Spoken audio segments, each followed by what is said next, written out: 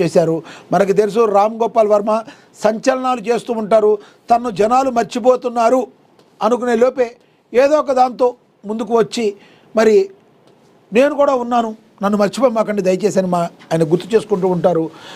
Star hero Mahesh Babu అగ్రదర్శకుడు SS Rajamouli గొడవ పడుతున్నట్లు ఉన్న ఈ వీడియో ఇప్పుడు సోషల్ మీడియాలో వైరల్ అవుతుంది. సినిమా ఈజ్ డెడ్ అంటూ వర్మ పంచుకున్న ఈ ఫైటింగ్ వీడియోపై అనేక కామెంట్స్ వినిపిస్తున్నాయి. కొందరు ఈ క్రియేటివిటీని మెచ్చుకుంటే మరికొందరు తప్పుపడుతున్నారు. ఏదైనా సాధ్యమే అంటూ కామెంట్లు పెడుతున్నారు. వారణాసి ప్రచార సమయంలో ఖచ్చితంగా ఈ వీడియోని ప్లే చేస్తారని వ్యాఖ్యలు జోడిస్తున్నారు. మహేష్ బాబు పాస్పోర్ట్ విషయంలోనే ఇద్దరు గొడవ పడుతున్నారంటూ అభిమానులు స్పందించడం గమనార్హం అని చెప్పి మరి తెలుస్తుంది. మరి వర్మ పోస్టు మరి ఎన్ని సంచలనాలకు దారితీస్తుందో ఏమంటారో మనం వేచి చూడాల్సిన పరిస్థితి.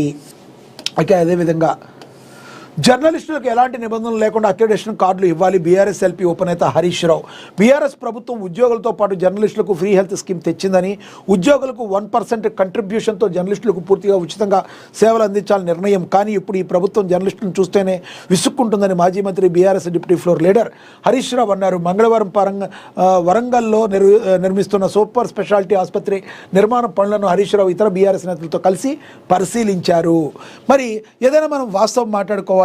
గత బీఆర్ఎస్ ప్రభుత్వ హయాంలో జర్నలిస్టులు అందరినీ కూడా మరి ఒక రకంగా చెప్పాలంటే మరి వారికి కావలసిన మినిమం కావాల్సిన అక్రిడేషన్లు కానీ ఆరోగ్యానికి సంబంధించి హాస్పిటలైజేషన్కి సంబంధించిన ఖర్చును ప్రభుత్వం ద్వారా వచ్చే విధంగా కానీ బస్ పాసులకి యూజ్ చేసుకునే విధంగా కానీ అదేవిధంగా వాళ్ళకి మరి కెరీర్లో ముందుకు వెళ్ళటానికి ఒక కార్డు అక్రిడేషన్ కార్డు నేను జర్నలిస్ట్ అనే కార్డు ఉంటే పెద్ద పెద్ద సభలు ఏదైనా జరిగినప్పుడుగా ఒక జర్నలిస్టుగా తన వర్క్ తాను చేసుకుంటానికి తను ముందుకు వెళుతూ సమాజాన్ని ముందుకు తీసుకెళ్ళటానికి ఈ అక్రిడేషన్ కార్డు అనేది చాలా ఉపయోగపడుతుంది.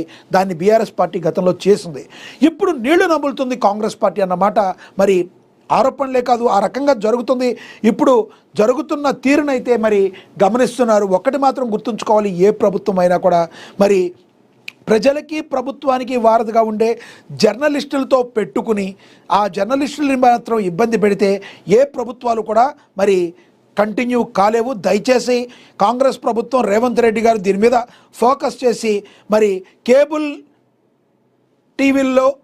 టీవీగా ఉండి లోకల్ వార్తలన్నీ మరి ఇస్తూ ప్రజలకి ప్రభుత్వానికి వారధిగా పనిచేస్తూ శాటిలైట్ ఛానల్స్ కంటే ఎక్కువ కష్టపడుతూ మరి ఈ రోజున తమ యొక్క కుటుంబాలను పోషించుకుంటూ వార్తలను మరి ప్రజలకు చేరవేస్తూ ఎంతో కష్టపడుతున్న మరి కేబుల్ నెట్వర్క్కి సంబంధించిన జర్నలిస్టులకి మేము అక్రిడేషన్ కార్డులు ఇవ్వము అన్నట్టుగా అదొక రకమైన జీవో తీసుకొచ్చి చేస్తున్న దాన్ని మానుకోవాలి. ఎటువంటి పరిస్థితుల్లో గతంలో ఏవైతే అక్రిడేషన్ కార్డులు అందరికీ ఉన్నాయో దానికి సంబంధించి ఇప్పుడు కొత్తగా వచ్చేవాళ్ళు నిజమైన జర్నలిస్టులకి అక్రిడేషన్ కార్డులు ఇవ్వాలి. ఇవ్వకపోతే మాత్రం ఇదొక మాయని మచ్చగా ప్రస్తుత ప్రభుత్వానికైతే పడుతుంది. దానిలో ఎటువంటి సందేహం లేదు.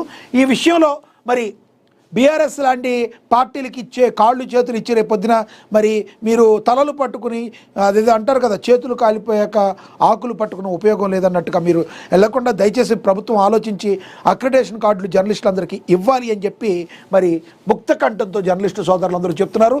చూద్దాం, ఇప్పటికైతే డోర్లు అయితే మూసుకుపోలేదు, ఇస్తాము అన్నట్టుగానే మరి అధికారులు అయితే చెప్తున్నారు.